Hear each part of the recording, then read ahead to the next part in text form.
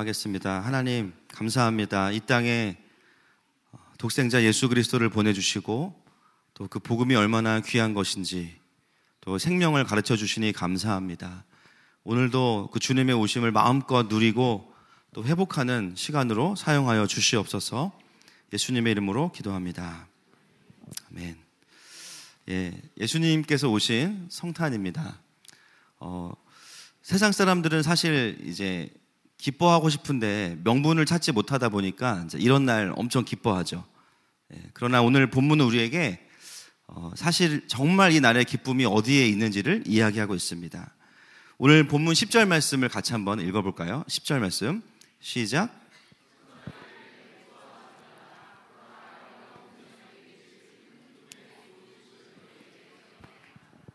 아멘.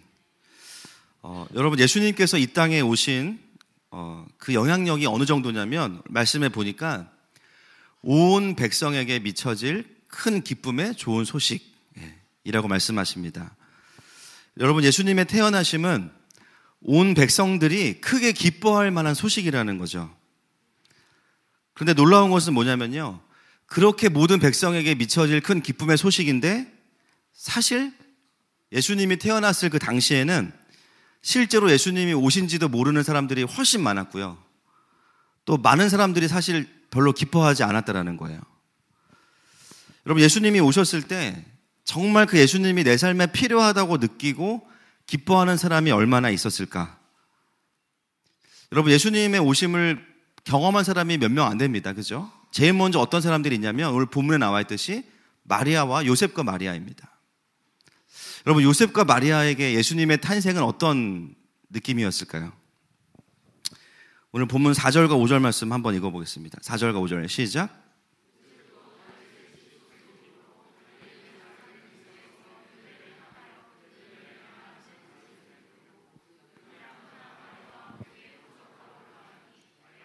이미 잉태되었더라. 아멘.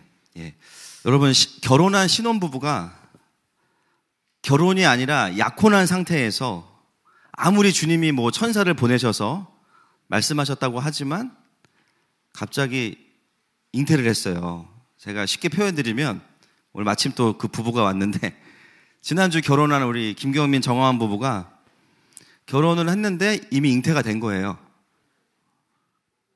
그죠? 위험하니까. 물론 이제 그 요셉과 마리아의 비유하면 주님이 오셔서 이제 동정녀 잉태를 말씀하신 거죠. 여러분, 아무리 그것이 주님으로부터 온 것임을 알아도 이 요셉과 마리아에게 예수님의 존재는 영광스럽다 이런 느낌보다는 굉장히 당황스럽고 또 엄청 부담스러워. 그렇죠? 두 부부 사이 아이만 가져도 굉장히 조심스러운데 이 안에 누가 계세요 지금? 주님이 계시대요. 그리고 얼마나 조심스럽겠습니까? 그리고 오늘 본문에 보니까 호적하러 올라가니 마리아가 이미 잉태되었더라. 어떤 신혼으로서의 삶을 살 수 있는 상황도 아니고요, 심지어 예루살렘에 호적을 하러 긴 여행을 떠났는데 이미 뱃속에 예수님이 잉태되어 있는 거예요. 심지어 여관에 방도 없어요. 그죠? 그래서 그 크리스마스만 되면은 많은 교회들이 빈 방이 있냐고 이거를 그 연극으로 계속 하잖아요. 그죠? 빈 방이 있습니까? 계속. 방이 없다는 거죠. 예수님이 태어나셨다는 것 자체는 굉장히 영광스럽지만 사실 요셉과 마리아에게는 이 성탄은 부담과 순종의 무게가 굉장히 큽니다. 그러니까 마음껏 예수님의 영광스러움을 누리지 못해요. 그 다음에 나오는 사람들이 누구냐면 오늘 본문에 나오는 목자들과 그 다음에 동방박사들이 있습니다. 그나마 이분들은 그래도 예수님을 기쁨으로 누리고 경배를 하러 옵니다. 왜냐하면 그 예수님을 키울 부담이 없잖아요. 그죠? 좀 다르거든요, 느낌이.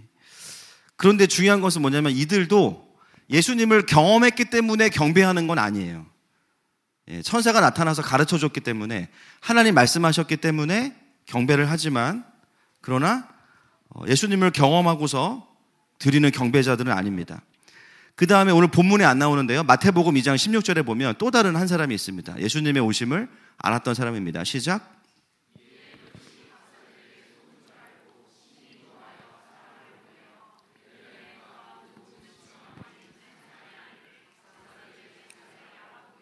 표준하여 2살부터 그 아래로 다 죽이니. 예, 누구일까요? 헤롯입니다.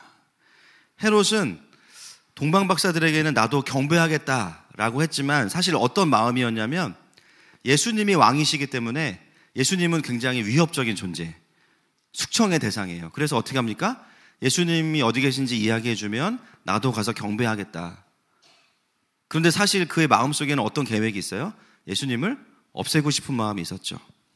헤롯에게의 성탄은 무엇이냐면 예수님에 대한 두려움과 가장 큰 적대감, 이것이 예수님의 오심에 대한 반응이었습니다.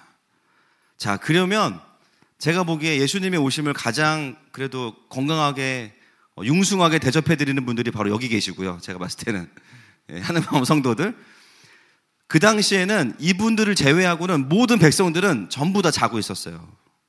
예수님이 오신지조차도 모르고 있었죠. 오늘 말씀에 천사가 이야기합니다. 온 백성에게 미칠 기쁨의 소식이라고. 그런데 정작 예수님이 나신 그때에는 예수님이 정말 필요하다고 느끼고 기뻐하는 사람은 거의 없었다라는 거예요. 그냥 부담이고 순종이고 그저 경배하라고 하니까 경배를 하고, 오히려 예수님의 존재가 불편하고, 그리고 많은 대다수의 사람들은 아예 예수님이 오신지조차도 알지 못하고 있습니다. 여러분, 만약에 하나님께서 예수님이 태어나실 때 좀 이벤트를 했으면 어떨까? 예, 막 하늘의 천사들이 막 춤추는 거예요. 우리 청년들처럼 지난주에 갑자기 새벽에 막 음악이 막 온 나라에 막 들리면서 막 춤을 추고 막 별들이 폭죽이 터트려지고 막 모든 사람들의 집에 막 알람을 울려가지고 모든 사람을 다 깨우셨으면 어땠을까? 그렇게 하실 수 있을까요? 없으실까요? 있으세요. 그런데 하나님은 그렇게 하지 않으셨습니다. 물론 신학적으로 보면 예수님의 십자가의 때까지 비밀로 하셔야 되는 부분도 있지만 사실 뭐 그게 드러난다고 해서 주님이 뭐 일을 못 이루시겠습니까?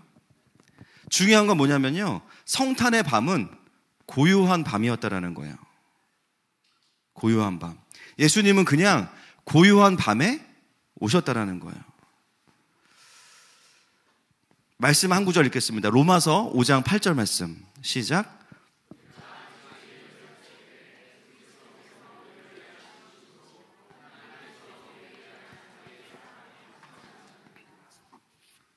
여러분, 언제 예수님께서 우리를 위해 죽으셨습니까? 우리가 아직 죄인 되었을 때. 저는 오늘 이 고요한 밤과 우리가 아직 죄인 되었을 때가 연결되어지는 것을 좀 보게 됩니다. 여러분, 예수님이 우리에게 오신 것은 우리가 준비되었기 때문에 오신 게 아니에요.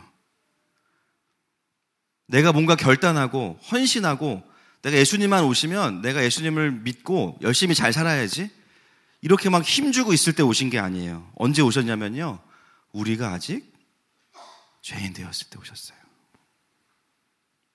그게 무슨 말일까요?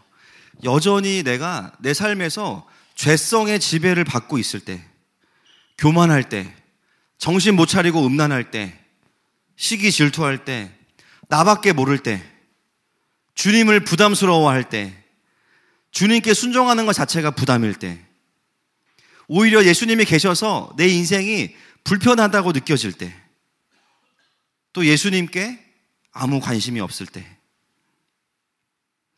분명히 그분이 우리에게 큰 기쁨의 좋은 소식으로 오셨지만 사실 주님이 오셨을 때 나의 상태는 고요한 밤이었습니다. 그 예수님의 오심을 깊이 누리지 못하고 그것이 기쁨으로 고백되지 못하고 있을 때 예수님이 오셨어요.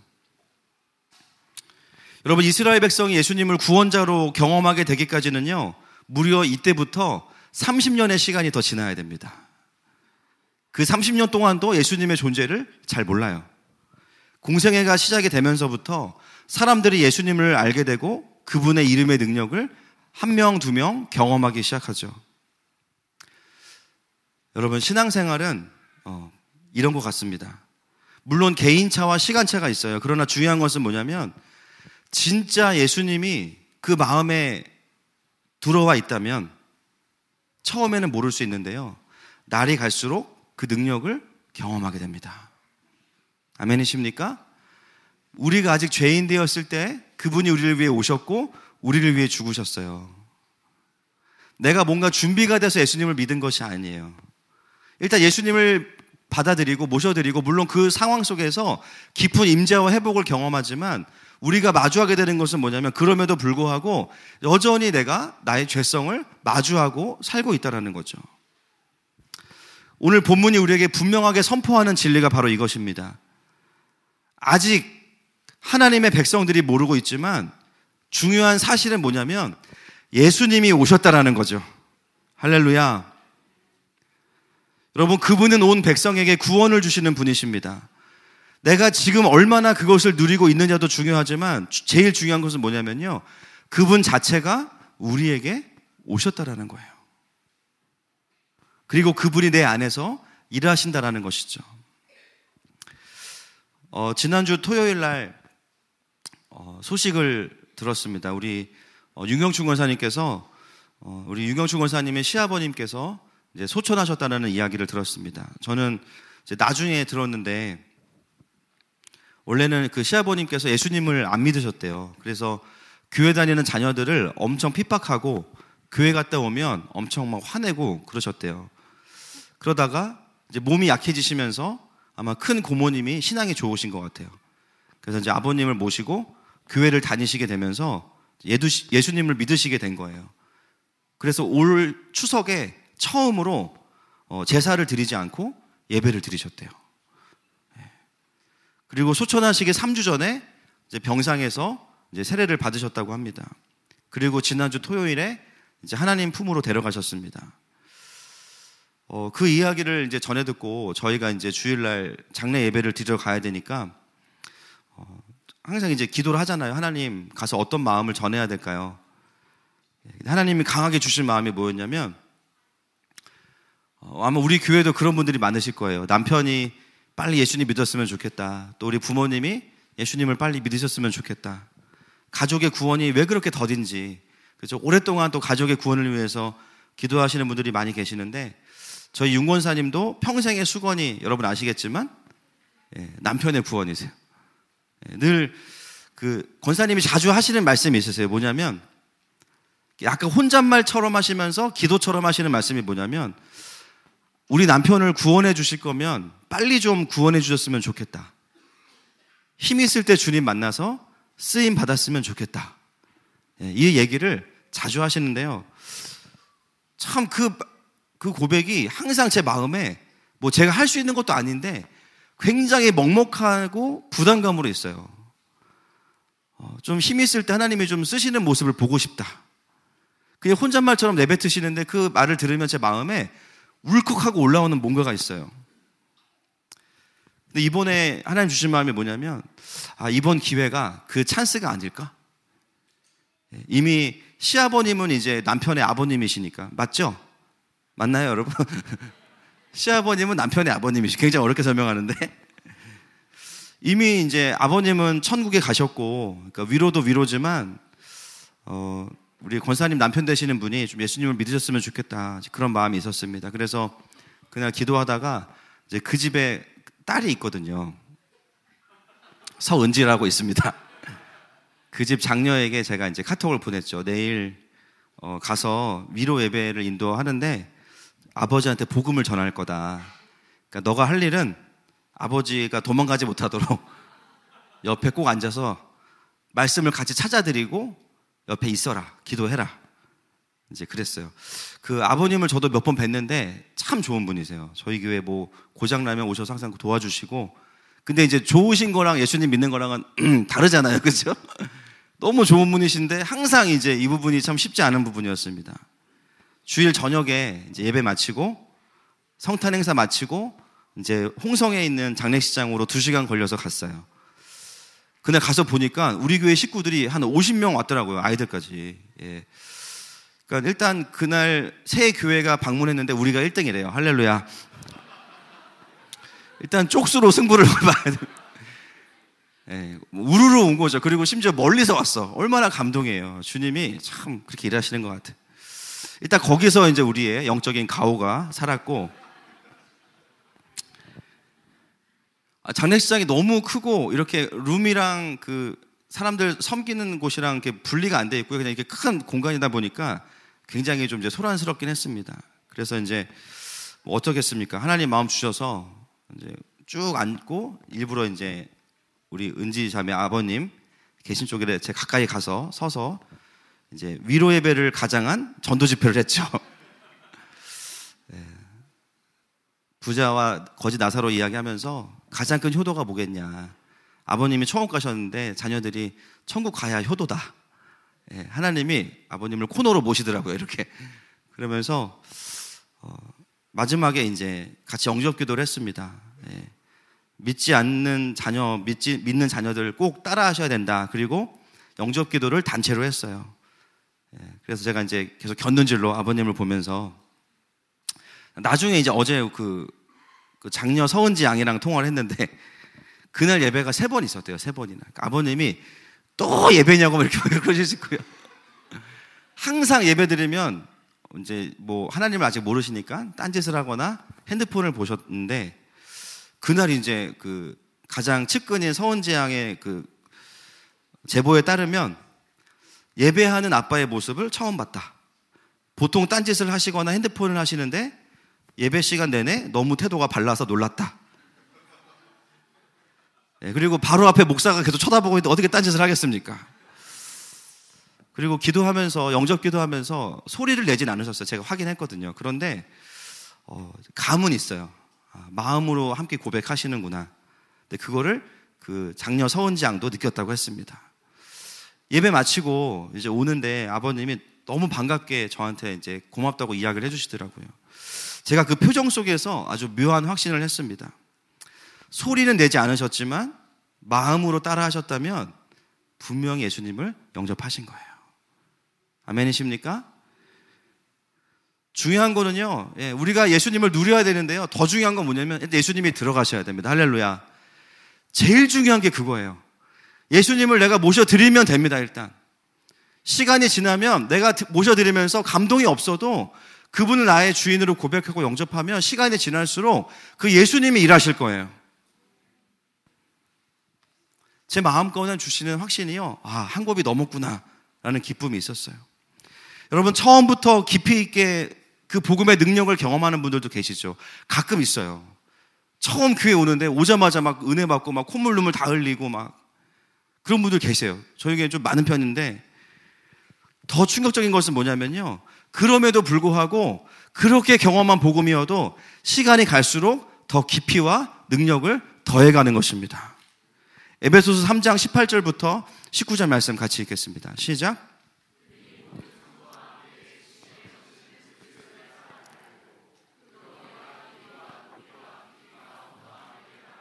하나님의 모든 충만하신 것으로. 아멘. 4장 13절 한 절 더 읽겠습니다. 시작. 우리가 다 하나님의 아들을 믿는 것과 그리스도의 장성한 분량이 충만한 데까지 이르니. 여러분, 이게 다 누구의 기도입니까? 바울의 기도예요. 그 누구보다 강력하게 예수님을 만난 바울도 자신의 사역뿐만 아니라 삶 속에서 이전보다 더 깊이 하나님을 알아가고 있고요. 또 본인이 그렇게 하나님을 더 알아가다 보니까 성도들에게도 무엇을 기도하고 도전하냐면 하나님을 알아갈수록 더 그리스도의 장성한 분량에 이른다라는 것입니다. 더 하나님을 깊이 알아간다라는 거예요. 어떤 분들은 아무것도 모르는 상태에서 마치 아기 예수님이 오신 것 같이 느껴지는 분들도 계시죠. 내가 이렇게 예수님을 영접한다고 해서 무슨 의미가 있을까? 그냥 기계적으로 따라한다고. 사형리 들어보셨어요? 못 들어봤는데요? 당연히 못 들어봤죠. 그런 단어를. 그리고 복음을 기계적으로 듣고 따라하래. 따라했어. 막 박수 쳐줘. 막 K에게 불 끄고 막. 난 아무 변화가 없어. 과연 이게 나에게 무슨 능력일까? 어떤 마음입니까? 고요한 밤에 예수님이 오신 거죠. 아무런 변화도 느끼지 못하는 것 같고 아무런 능력도 경험하지 못하는 것 같은 그런 마음이 들 수 있습니다. 그런데요, 결과는 똑같아요. 시간이 지날수록 진짜 예수님이 그 마음에 오신 분들은요, 그 예수님께서 일하십니다. 내 삶에 찾아오신 예수 그리스도께서 나에게 생명이시고 능력이시고 소망이심을 점점 더 많이 알아가게 되는 것이죠. 복음은 원래 갈수록 더 그렇게 깨달아지는 것입니다. 우리가 아직 죄인 되었을 때 나를 위해 죽으셨다는 거, 예수님을 믿기 전에만 있던 한 번의 사건이 아니라 우리가 구원받은 이후에도 여전히 그분의 자녀이고 의인이지만 중요한 것은 날마다 우리의 몸에 남아있는 우리의 죄성을 마주하게 돼요. 그때마다 우리가 무엇을 경험합니까? 복음의 능력을 경험하는 거예요. 참 아이러니하게도 신앙생활은요, 내 교만과 내 의가 드러나면 드러날수록 더 복음이 필요하다는 것을 인정하게 됩니다. 여러분, 그게 정상이에요. 맞습니까? 그러다가 어느 순간이 지나면요, 어떤 상태가 되냐면요, 주님을 전적으로 신뢰할 수밖에 없는 상태로 바뀌어지게 되는데, 이게 내가 노력한다고 되는 게 아니에요. 그냥 그렇게 인도해 가세요. 할렐루야. 그 과정에서 어떤 일이 벌어지냐면 가짜 위로, 가짜 소망, 내 의, 내 선입견, 내 고집, 이런 게 어떻게 됩니까? 다 무너져요. 한 번에는 아닐지라도 어떤 사건들을 통해서 다 무너집니다. 그러면서 어떻게 되냐면요, 주님만이 나의 소망이시구나. 그것을 존재로 절감하기 시작합니다. 여러분, 신앙에 성숙한 사람이 어떤 사람일까요? 하나님을 전적으로 의지하는 것을 몸으로 경험한 사람이에요. 근데 예수님은 그것을 요란하게 오셔서 말씀하신 것이 아니라 그냥 고요한 밤에 조용히 오셨어요. 여러분, 진리는 자기를 해명하지 않습니다. 왜냐하면 진리는 그냥 그 자체가 진리예요. 아멘이십니까? 진리는 설득할 필요가 없어요. 진리는 그냥 진리입니다. 진리는요, 그냥 시간이 지나면 드러나는 거예요. 여러분, 우리의 신앙의 여정이 무엇일까요? 내 안에 그리스도만이 참 진리이심이 드러나는 시간, 그것이 구원받은 우리의 인생인 줄로 믿습니다. 은혜 말고는 아무 것으로도 우리의 삶을 설명할 수 없게 되는 거죠. 그것이 알아지면서부터 우리는 이전과는 조금 다른 사랑을 하게 됩니다. 전에는요, 상처를 받으면 오는 게 있으면 이제 가는 게 있어야 되니까 상처를 받으면 상처를 줘야 되는데 이제 보태서 주는 삶이었어요. 그죠? 하나 받으면 어떻게 하나만 줘, 둘 줘야지. 그게 우리의 삶이었어요. 그런데요, 어느 순간 내가 주님을 깊이 경험하기 시작하면 어떤 변화가 생기냐면 하나를 받고 두 개를 받고 세 개를 받았는데 갚지 않아요. 이게 참 신기합니다. 내가 누군가에게 격려받지 않아도 사랑할 수 있게 돼요. 심지어 나에게 상처를 줘도 그 상처대로 반응하지 않게 돼요. 근데 이게 노력이 아니라 열매로 맺혀져요. 왜냐하면 정확하게 현실을 직시했기 때문이에요. 사람을 기대하지 않고 하나님을 기대하기 때문이에요. 여러분, 기대하는 게 없으면요, 실망할 게 없습니다. 맞습니까? 근데 이게 어떤 슬픈 어떤 자조적인 메시지가 아니라 원래 사람이 그렇구나라고 깨달으면요, 실망할 게 없어요. 도와주고 섬겨주면 그냥 고맙고, 그렇지 않으면 원래 그게 정상이에요. 이게 놀라운 신앙의 신비입니다. 여러분, 우리의 신앙은 사람들로부터는 홀로서기가 돼야 돼요. 맞습니까? 그런데 하나님을 향해서는 전적인 의탁이 있어야 됩니다. 사람에게는 점점 기대하지 않지만 하나님에게는 완전하게 기대하는 것이 신앙생활이죠. 언제 우리가 하나님을 전적으로 신뢰하게 되냐면 나에게 아무런 소망이 없다는 것을 완전히 깨닫게 될 때입니다. 그런데 신기한 건 뭐냐면요, 그러면 또 하나님께로만 도피할 것 같죠. 진짜 신기한 거, 전적으로 하나님을 신뢰하는 사람들에게 나타나는 열매는 뭐냐면 아이러니하게도 사람들을 사랑하고 있게 돼요. 근데 내가 하는 수준이 아니라 완전히 나의 한계를 넘어선 다른 차원의 사랑을 하고 있는데 나는 그러고 있다고 깨닫지 못해요. 계속 하나님께만 매달려 있어요. 그런데 사람들은 나를 통해서 하나님의 사랑을 보게 됩니다. 우리가 때로 이런 생각하죠. 내가 하나님을 이만큼 사랑하니까 균형을 잡아야 돼. 그러니까 이웃도 이만큼 사랑해야지.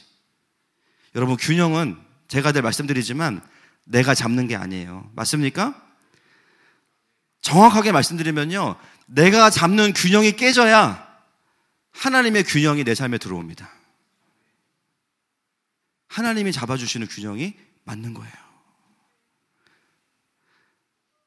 여러분, 신앙생활을 하는데 하나님의 통치를 그렇게 우리가 이야기하면서 정작 관계 속에서는 하나님의 통치가 없다면, 세상 사람들도 하는 대로 반응하고 있다면 어디서 하나님의 나라를 우리가 찾을 수 있을까요? 저도 보니까 저한테 엄청 속아요. 우리가 균형을 잡으려고 하면요, 속아요. 아무것도 안 됐는데요, 균형을 잡으려고 하면 마치 내가 뭔가 된 것처럼 나에게 속아요. 고린도전서 13장 1절부터 3절까지 말씀 보겠습니다. 시작.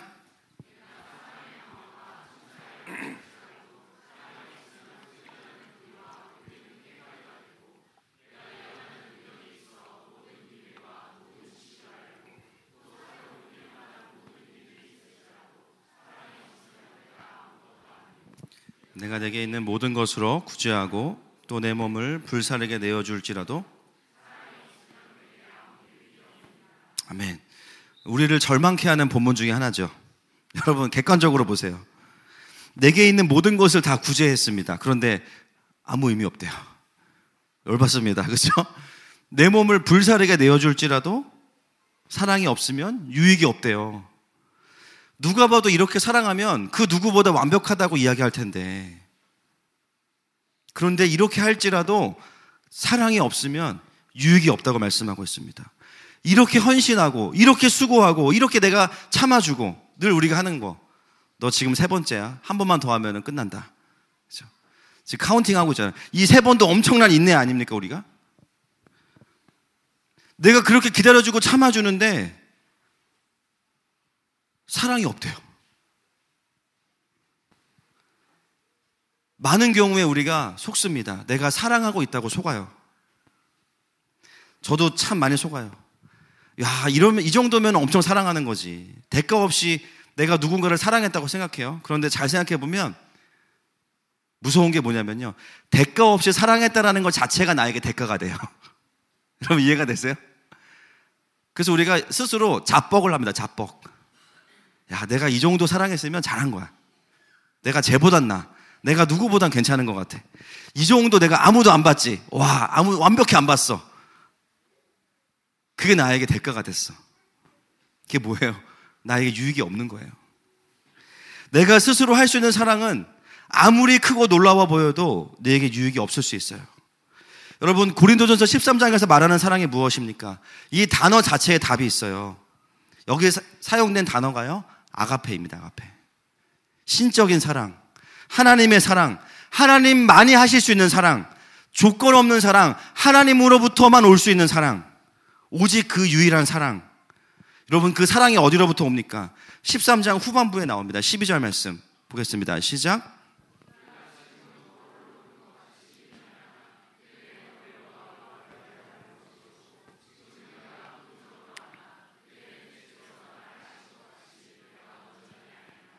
아멘. 여러분, 사랑은요, 어디로부터 오냐면 그분을 보는 거예요. 그분을 보는 것부터 옵니다. 희미함에서 점점 분명함으로 가게 되고요. 물론 마지막 날에 그 사랑이 완성되지만 사랑의 본질은 뭐냐면 내가 애쓰고 수고하는 것이 아니라 우리의 삶에서 그분을 마주 보는 것이 사랑이에요. 그분의 사랑을 보는 것 자체가 사랑이에요. 그분의 마음을 아는 사람만이 그 마음을 유통할 수 있습니다. 요한복음 22장 17절 말씀 보겠습니다. 시작. 3번째 가라사대